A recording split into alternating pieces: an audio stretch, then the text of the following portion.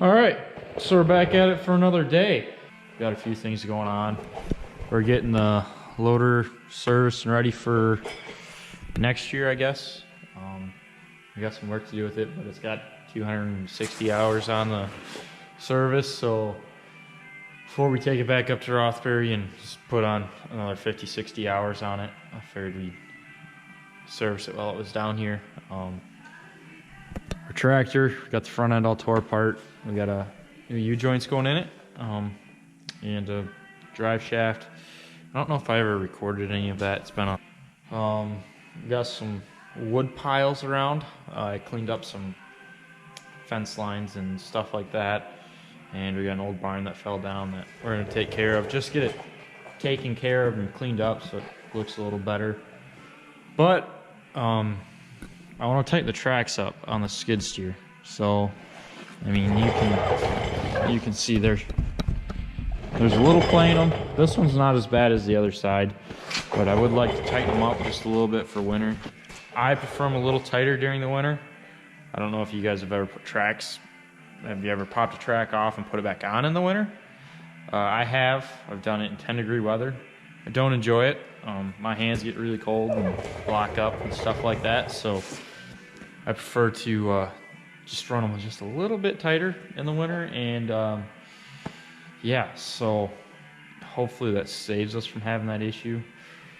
But you can see here we got a little bit of frozen dirt built up. I mean, it's not gonna come off, so I think I'll just get the torch out and torch them, get them all nice and hot. When I say the torch, I mean my rosebud here. Let's see, it's right here. So I gotta get this going. I got both sides to do. This side's not nearly as bad, but we'll get them heated up, cleaned up, and tightened up, and then we gotta go get our grapple for this thing. And so that way I can sort, there's tin from the roof and everything that I gotta sort out, and cement blocks and everything I gotta work around. So I'll use the grapple and get that taken care of. So yeah, here's our torch here, so we'll get this going.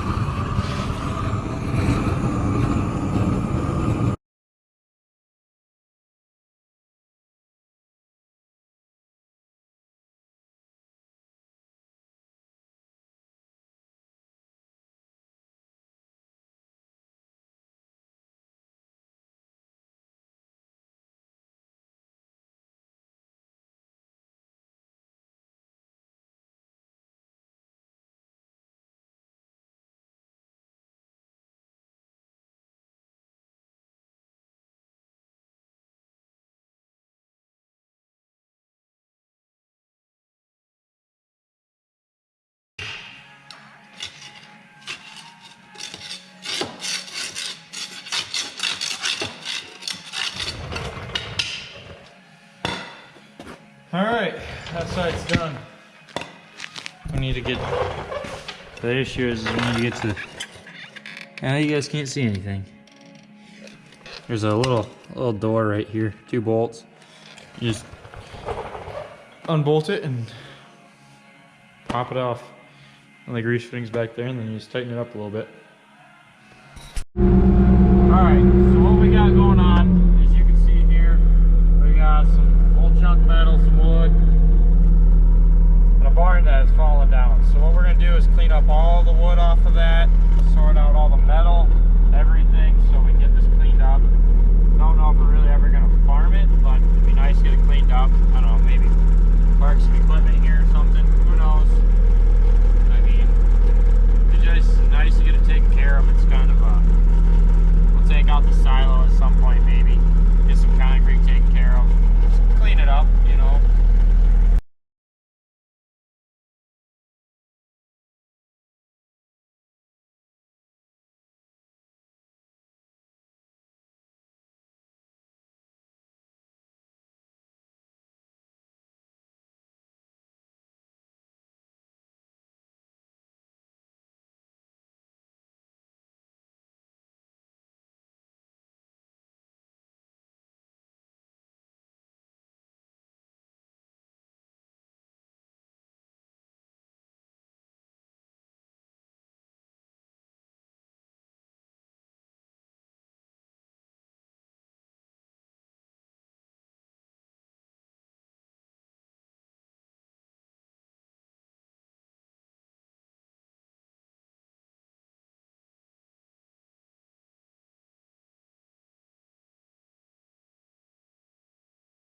over at the grain bins. We got the last load of corn to unload right here. This is it. It's only been on the truck for a month. Whatever the last day it was when I finished up. Probably pretty close to a month ago. It's like 2 days before Christmas now, so yeah. This load probably isn't. I'm trying to see up in there, but I'm not quite far enough back, or not quite high enough with the truck. But this load's probably gonna be a pain to deal with. It's been snowed on, and it was like 19% when we unloaded it. So yeah, we kind of screwed it up a little bit. We weren't really sure if we were going to dry it or what. We were going to kind of try to blend it off with some other stuff, but that didn't work out, so we had to order more propane. That was kind of the whole deal, is we were out of propane, so we didn't want to dry it, but we ordered it, done and over with, so yeah. Alright, so I don't know how good of a sign this is here, but I don't think your water is supposed to be running out of corn. Yeah. This should be fun. There's still just a touch of snow up in there. I think I'm gonna get the dryer started, get it hot, and slow it right down. I think that's how I need to do this. Really and truly, everything I gotta get flowing back into. I gotta start the leg first before I get carried away here. All right. Gotta do that, that's key. Start. Take this back over to the wet bin. There's also a squirrel hanging out on the trailer. I don't know if you guys caught that, but there's a little red squirrel around here. I gotta plug this thing in here.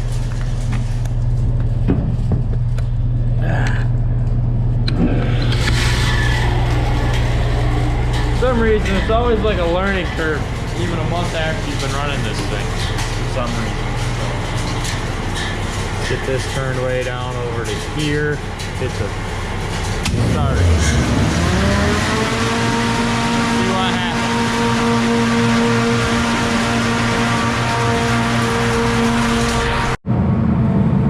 Alright, so I've got the truck just about empty. The wet lights on, you can see it's right there. I got a pile of corn on the floor, trying to fill the pit up. I was trying to get the truck completely empty. It's not quite there, so I gotta wait a little bit. Yeah, but hopefully some of that corn that's stuck to the bottom will let go and slide down, so we'll be able to get that out as well. I got this filled up.